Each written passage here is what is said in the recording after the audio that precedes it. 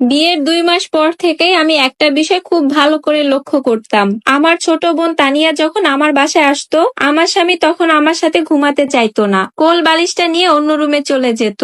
আর আমার সাথে না ঘুমানোর কারণটাও আমি বুঝতাম না। এরপর আমি আমার বোনকে গিয়ে যখন বলতাম, তুই একা ঘুমাতে ভয় পাবি, তুই আমার সাথে ঘুমা, তখন সেও আমার সাথে ঘুমাতে চাইতো না। আমার ছোট বোন তানিয়া বলতো ওর পাশে কেউ থাকলে নাকি ওর ঘুম আসে না, তাই আমার সাথে ঘুমাতো না। এই বিষয়গুলো আমাকে ইদানিং খুব ভাবাচ্ছে।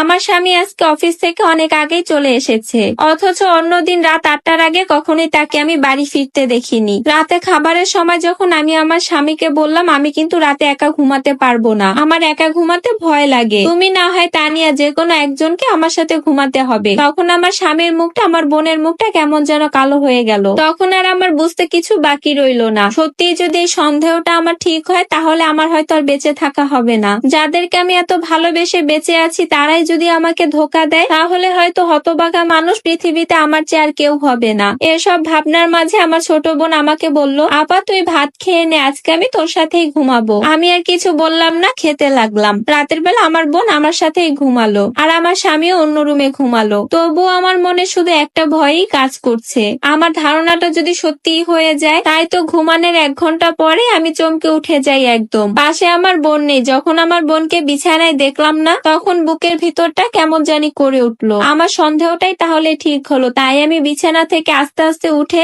আমার স্বামীর রুমের দিকে এগিয়ে গেলাম। যখন দেখলাম আমার স্বামীর রুমের বাতিটা জ্বালানো, তখন আমার সন্দেহটা সত্যি বলে মনে হলো। আমি দরজার কাছে গিয়ে দেখলাম দরজা লাগানো। ঠিক তখনই আমার বোন পিছন থেকে আমার গায়ে হাত রাখলো। আমি ওকে দেখে কিছুটা কেঁপে উঠি। দেখে বুঝতে পারলাম ও বাথরুমে গিয়েছিল। আমি শুধু আমার বোনটাকে নিয়ে খারাপ চিন্তা করছি। আমার স্বামীও হয়তো ভুল করে বাতিটা নিভাতে ভুলে গিয়েছিল। আমি আর সন্দেহ না করে সেদিনের মতন আমি আর আমার বোন রাতের বেলা ঘুমিয়ে পড়ি। পরের দিন